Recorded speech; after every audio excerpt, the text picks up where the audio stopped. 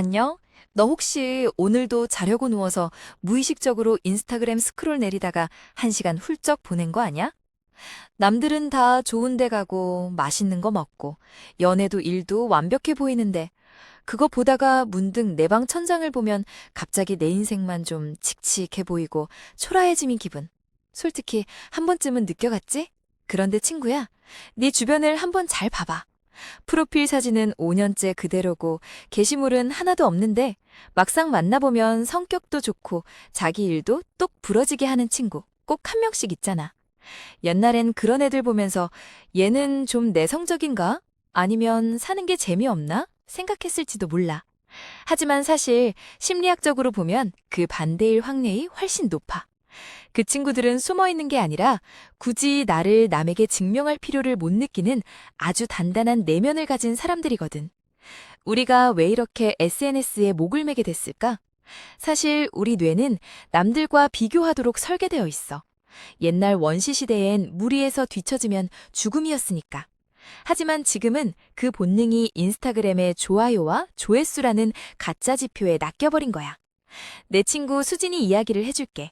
수진이는 인스타에 하루 3개씩 피드를 올리던 애였어.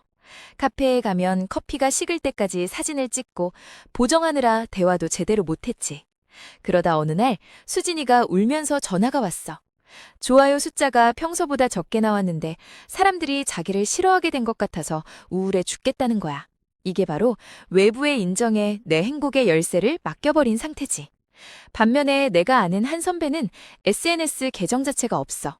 근데 이 선배는 주말마다 혼자 등산에 가고 직접 요리를 해서 예쁘게 차려 먹어. 사진 찍어 올릴 곳도 없는데 왜 그렇게 정성껏 사냐고 물었더니 웃으면서 그러더라. 내가 보고 내가 맛있으면 됐지. 누가 봐주는 게 무슨 상관이야? 라고. 자, 오늘 우린 이 이야기를 해볼 거야.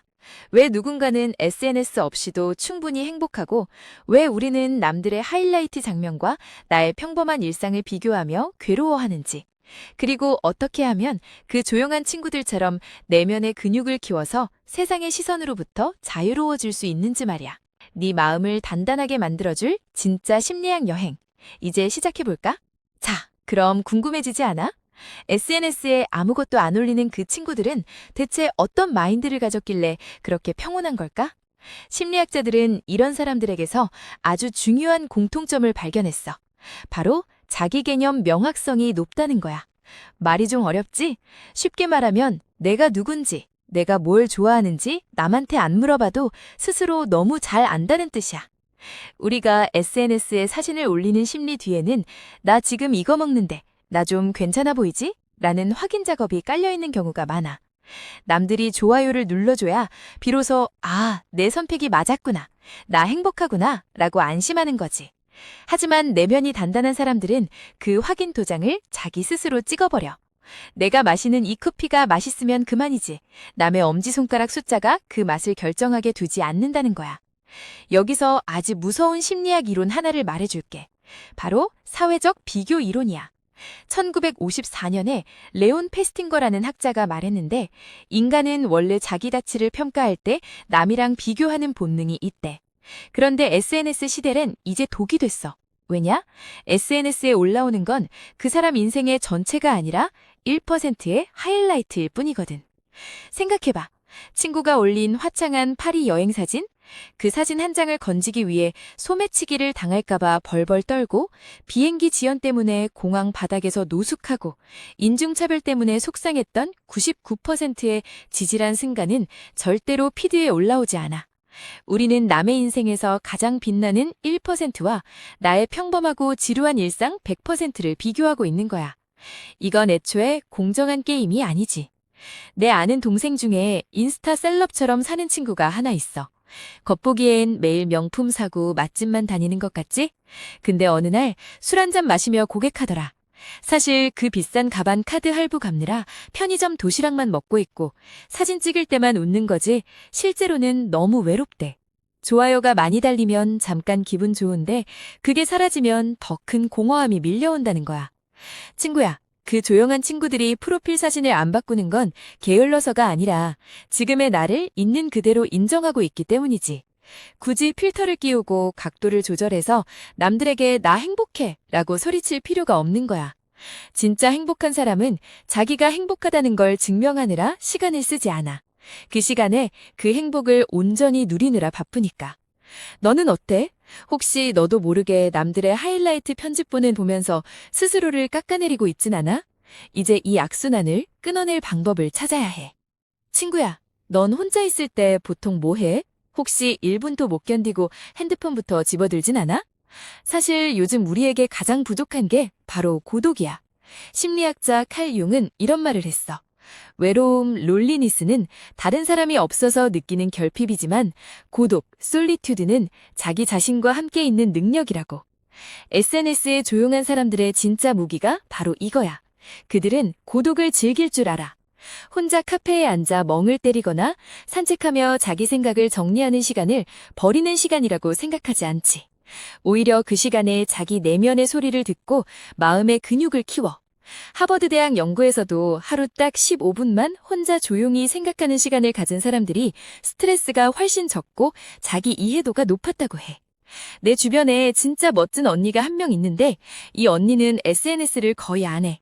대신 나만의 비밀 정원 같은 일기장을 써. 누구한테 보여주려는 게 아니라 오로지 자기 자신을 위해 쓰는 글이지. 언니가 그러더라. 남들한테 좋아요를 받는 것보다 내가 나를 이해하고 토닥여주는 한 문장이 훨씬 더 힘이 된다고. 이게 바로 고독의 초능력이야. 그리고 이 사람들은 인간관계를 대하는 태도도 아주 명확해. SNS에서 하트 하나 누르고 생일 축하해 댓글 다는 수백 명의 친구보다 지금 당장 내 앞에 앉아 따뜻한 밥 한 끼 같이 먹을 수 있는 진짜 친구 세너 명을 훨씬 더 소중하게 여겨. 한번 생각해가. SNS 팔로워가 1000명이면 뭐해? 정작 내가 밤늦게 울면서 전화할 수 있는 사람이 한 명도 없다면 그 관계들이 무슨 의미가 있을까? 내면이 단단한 사람들은 온라인의 얕은 관계에 에너지를 낭비하지 않아. 대신 그 에너지를 아껴서 진짜 소중한 사람들에게 집중하지. 카톡으로 선물하기를 보내는 대신 그 친구가 좋아하는 꽃 한 다발을 직접 사들고 찾아가서 눈을 맞추고 대화하는 거야. 진짜 관계는 온라인의 0과 1 사이가 아니라 너와 내가 나누는 공기와 온도 속에 있거든. SNS의 조용한 친구들이 서운하게 느껴질 때도 있겠지만 사실 그들은 누구보다 너를 진심으로 대할 준비가 된 사람들일 수도 있어. 숫자로 측정할 수 없는 깊이를 가진 관계. 너도 이제 그런 관계를 꿈꿔보지 않을래? 보여주기 위한 삶은 피곤할 수밖에 없어. 하지만 나를 위한 삶, 내 소중한 사람들을 위한 삶은 아무리 에너지를 써도 다시 채워지는 기분이 들지. 자, 이제 우리가 어떻게 하면 이 피곤한 전시회 같은 일상에서 벗어나 평온을 되찾을 수 있을지 아주 구체적인 연습 방법을 알려줄게. 자, 친구야. 여기까지 긴 이야기를 함께 해줘서 정말 고마워.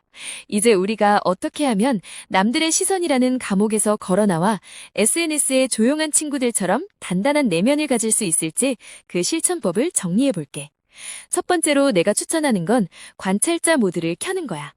내일부터 인스타그램이나 유튜브를 켤 때 무의식적으로 스크롤을 내리지 말고 잠깐 멈춰서 스스로에게 물어봐. 나는 지금 왜 이걸 보려고 하지?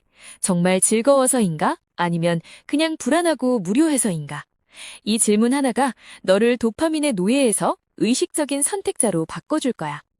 두 번째는 디지털 일몰 시간을 가져보는 거야. 내 친구 중 한 명은 일주일 동안 SNS 앱을 다 지워보는 실험을 했어. 처음 사흘은 손이 떨리고 세상에서 소외되는 것 같아서 미칠 것 같았대. 그런데 나흘째 되는 날 신기한 경험을 했어. 머릿속이 맑아지면서 예전에 보이지 않던 길가의 꽃이, 창밖의 노을이, 그리고 부모님의 목소리가 들리기 시작했다는 거야. 일주일 뒤에 다시 접속했을 때 깨달았대.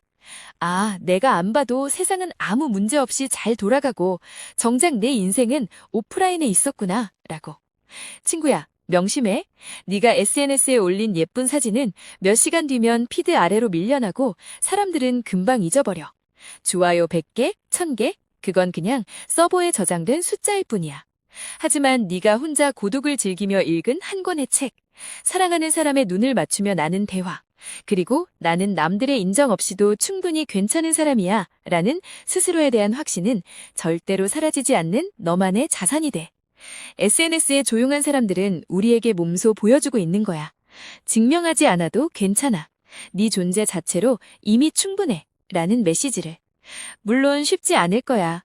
우린 평생 남과 비교하도록 길들여졌으니까. 하지만 오늘부터 딱 하나만 약속하자. 사진을 찍어서 어디 올리기 전에 그 풍경을 네 눈에 10초만 더 담아보는 거야.